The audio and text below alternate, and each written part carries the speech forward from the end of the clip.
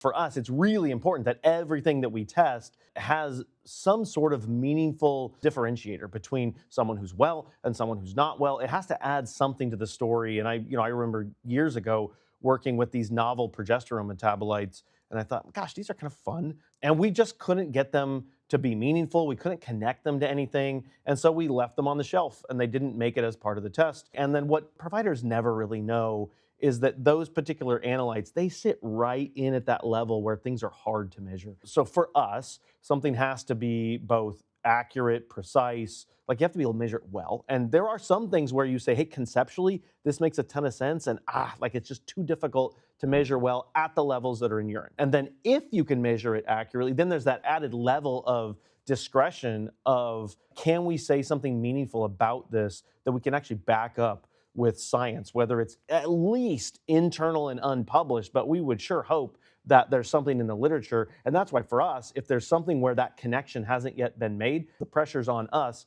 to get out into the peer-reviewed literature, the fact that that connection actually makes sense. And I think there's a lack of that in some of the specialty tests. And so for us, it's yes, be comprehensive, but be selective and make sure that every marker that we have on our test has a proper and sufficient undergirding of science to just know that it has value and that if people are going to be taking action based on these, that they can do it with confidence.